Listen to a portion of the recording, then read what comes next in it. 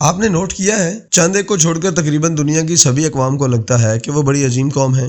پاکستانیوں کو زیادہ لگتا ہے کہ ان کے اندر بہت خوبیاں ہیں، بڑا ٹیلنٹ ہے، وہ دنیا پر راج کر سکتے ہیں، یورپ امریکہ کو اپنے قدموں میں جھکا سکتے ہیں، لیکن بھکاریوں کی سی زندگی گزار رہے ہیں اور اس کے ذمہ دار ان کے حکمران ہیں۔ انہیں یہ بات کس نے بتائی ہے کہ وہ عظیم قوم ہے؟ یہ بات بھی انہی لیڈروں اور حکمرانوں نے بتائی ہے کہ وہ بہت عظیم قوم ہے، لیکن وہ خود کو اس گروہ میں شامل نہیں کرتے جو بقول ان کی پسماندگی، غربت اور جہالت کا ذمہ دار ہے۔ وہ صرف اپنے مخالف حکمران یا سیاستدان کو اس کا ذمہ دار ٹھہراتے ہیں کہ انہوں نے ہمیں عظیم قوم نہیں بننے دیا، ورنہ اس وقت پاکستان ایک سپر پاور ہوتا اور وہ لیڈر اس کے سربراہ ہوتے۔ انسانی تاریخ کو پڑھیں تو آپ کو احساس ہوگا کہ ہر وہ بندہ جو اپنے جیسے لوگوں کو آزادی اور عظمت کے نام پر اپنا غلام بنانا چاہتا تھا، اس نے اپنی قوم کو یہی کہانی سنائی اور بار بار سنائی کہ وہ دوسری قوموں سے برتر ہیں، وہ دوسری قوموں پر راج کرنے کے لیے پیدا ہوئے ہیں، ان کا خون دوسری قوموں سے الگ ہے، یہ ان کا پیدائشی حق ہے کہ وہ دنیا میں شائن کریں اور حکومت کریں۔ ہر انسان یہ سن کر خوش ہوتا ہے کہ وہ عظیم انسان ہے اور کسی بڑے مقصد کے لیے پیدا ہوا ہے۔ یہ احساس برتری کا تصور اسے سکون دیتا ہے۔ جب اسے کوئی بتاتا ہے کہ اگر اسے سب فالو کریں تو وہ انہیں عظیم قوم بنا سکتا ہے، تو وہ اس کے پیچھے لگ جاتے ہیں۔ اس کے فالوورز ملک کے اندر ان لوگوں کے دشمن بن جاتے ہیں جو ان کے فلسفہ عظمت یا ان کے لیڈر کے ایک خبتے عظمت کے تصور سے اختلاف کرتے ہیں۔ انہیں لگتا ہے کہ ان کا لیڈر مہان ہے جو انہیں عظمت کے راستے پر ڈالنا چاہتا ہے، لیکن کچھ شیطانی اور بدی کی قوتیں اس کا راستہ روک رہی ہیں۔ ان سب کا گرو انہیں روز بتاتا ہے کہ انہیں عظیم قوم بننا ہے، انہیں آزاد ہونا ہے، مگر وہ لیڈر یہ نہیں بتاتا کہ عظیم کیسے بننا ہے اور دنیا کیسے فتح کرنی ہے۔ اس کے نزدیک بس دنیا سے لڑنا ہے، عظمت کا یہی نشان ہے۔ اکثر دیکھا گیا ہے کہ ایسے پاپولر لیڈرز اپنی قوموں کو جنگوں میں دھکیل دیتے ہیں۔ تاریخ میں انسانوں کی بربادی کبھی بھی ان پاپولر لیڈرشپ کے ہاتھوں نہیں ہوئی، کیونکہ ان پاپولر لیڈر بڑے فیصلے کرنے سے ڈرتا ہے، وہ خطرناک فیصلوں کے نتائج سے ڈرتا ہے۔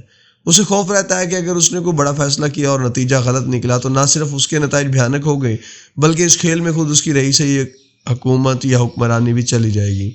لیکن ایک پاپولر لیڈر ایسا نہیں سوچتا۔ وہ لوگوں کے ذہن میں یہ بات بٹھا دیتا ہے کہ وہ عظیم قوم تو ضرور ہے، لیکن عظمت کا یہ سفر صرف اس کی قیادت میں طے کر سکتے ہیں۔ اس کے علاوہ سب کرپٹ، نااہل اور گنہگار ہیں۔ وہ اکیلا ایماندار اور نڈر ہے۔ اپنے فالوورز کا چوائس درست ثابت کرنے کے لیے وہ روزانہ کی بنیاد پر ان کی ایگو اور خبتے عظمت کے احساس کو فیڈ کرنا شروع کر دیتا ہے۔ وہ انہیں عظمت کی کہانیاں سناتا ہے، ان کے آباء و اجداد کے ہزاروں برس پرانے قصے سنائے گا جب وہ گھوڑے پر سوار ہو کر دنیا کو فتح کرتے تھے۔ یوں وہ ایک ایسی دنیا اپنے فالوورز کے ذہنوں میں تخلیق کر دیتا ہے جس کا کوئی وجود نہیں تھا۔ اگر کچھ وجود تھا بھی تو وہ آج کی دنیا میں واپس نہیں آ سکتا۔ یوں سب ایک ایسی تصوراتی دنیا میں رہنا شروع کر دیتے ہیں جو آج سے ہزاروں سال کے فاصلے پر ہے۔ وہ 21ویں صدی میں رہ کر بھی خود کو 10ویں یا 12ویں صدی کے زمانوں کا حصہ سمجھتے ہیں، جس میں ان کے گرو کے خیال میں وہ دنیا کے لیڈر، دنیا کی سپر پاور تھے اور پوری دنیا پر ان کا راج تھا۔ آپ نوٹ کریں، آپ کو اکثر پاپولر لیڈرز یا گرو یہی ترانہ پڑھتے ملیں گے کہ ان کے آباء و اجداد یا ان کی تہذیبیں کتنی عظیم تھیں، وہ سب آج 21ویں صدی میں کتنی گھٹیا زندگی گزار رہے ہیں۔ وہ اس ڈارک ایجز کے انسانی دور کو ایک پرکشش عیاشی بنا کر پیش کریں گے جب دنیا میں اوسط عمر 40 برس تھی، جب لوگ گھوڑے، اونٹ، گدھے یا پیدل سفر کرتے تھے، جب چھوٹی چھوٹی بیماریوں سے مر جاتے تھے، قحط اور بھوک کی وجہ سے اپنے گھر بار چھوڑ کر کسی اور جگہ جاتے تھے، جب زندگی غیر محفوظ تھی، جس کا دل چاہتا گھوڑے نکالتا اور چڑھ دوڑتا تاکہ شہروں اور زرعی معاشروں سے سب کچھ لوٹ لے۔ طاقتور آئے اور لوگوں کو غلام بنا کر اپنے ساتھ لے گئے، لڑکیوں کو اٹھا کر حرم میں ڈال لیا، لوٹ مار کے بعد گلے سے ہاتھی لا دے، اگلے سال پھر یہی لوٹ، یہی مار دھاڑ دوبارہ شروع ہو جاتی ہے۔ انسان مارے جاتے، گاؤں کے گاؤں جلا دیے جاتے، لیکن ان کے گرو نے گھوڑوں اور تلواروں کی لڑائی کو ایسا رومانٹک بنا دیا کہ لوگوں نے سپر سونک جہازوں اور آرٹیفیشل انٹیلیجنس کے دور میں بھی گھوڑے اور تلواریں نکال کر نمائش شروع کر دی کہ ان سے ہی وہ دنیا کو فتح کر سکتے ہیں۔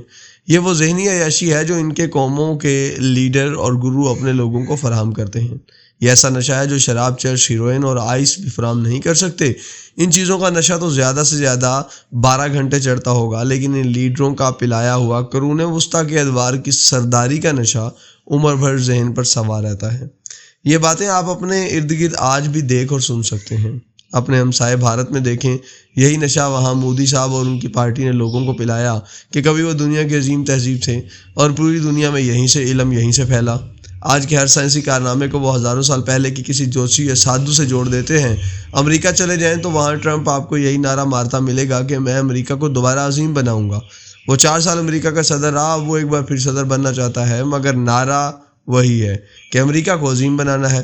مزے کی بات ہے کہ ہماری جیسی قوموں نے امریکہ کی طرح عظیم بننا ہے، جبکہ امریکی کہتے ہیں کہ ہم کبھی بہت عظیم تھے اور پوری دنیا پر بم مارتے تھے، لیکن اب ہم کلنٹن، اوباما اور جو بائیڈن کی وجہ سے عظمت کے مینار سے نیچے آ گرے ہیں، برباد ہو گئے ہیں۔ اس لیے ٹرمپ دوبارہ صدر بنے تاکہ ہم پھر سے عظیم قوم بن کر سب پر ڈنڈے برسائیں اور اپنی عظمت ثابت کریں۔ جاپان نے پرل ہاربر پر حملہ کیا تو وہ بھی یہی ثابت کرنا چاہتا تھا کہ وہ بہت عظیم قوم ہے جو امریکہ تک کو ٹکر دے سکتی ہے، جواباً 2 ایٹم بم کھا لیے۔ اپنے یہاں دیکھیں تو پہلے بھٹو صاحب نے پاکستان کو عظیم مسلم قوت بنانے کا نعرہ مارا کہ پاکستانی دنیا بھر کے مسلمانوں کو لیڈ کریں گے۔ نواز شریف نے نعرہ لگایا کہ ہم ایشین ٹائیگر بنیں گے، اور وہ خود امیر المومنین بننے کے خواب دیکھنے لگے، جبکہ عمران خان ان سے بھی ایک قدم آگے بڑھ گئے۔ انہوں نے کہا کہ میں ریاست مدینہ بنا کر تمہیں عظیم قوم بناؤں گا، دنیا بھر کے فیصلے پاکستان میں ہوں گے، آپ دنیا کو لیڈ کریں گے۔ ان کی باتیں سن کر مجھے تاریخ کے وہی کردار یاد آتے ہیں جنہوں نے اپنی اپنی قوموں کو بانس پر چڑھا کر مروا دیا۔ ان کے اندر جعلی عظمت کی اتنی بھوک بھر دی کہ جب وہ غبارے پھٹے تو دوسری قوموں کو کیا نقصان ہوتا، خود یہ سب بھی الٹے لٹک گئے۔ کوئی پھانسی لگ گیا تو کوئی جلاوطن ہو گیا اور کوئی اڈیالہ پہنچ گیا۔ یہ تینوں اپنے اپنے دور کے مقبول عوامی لیڈر تھے، ملک و قوم کو عظیم بنانا چاہتے تھے۔ ان تینوں کا مقصد ایک ہی تھا، آپ سب عظیم صرف اس وقت بنیں گے جب میں تمہارا تاحیات وزیر اعظم بنوں گا۔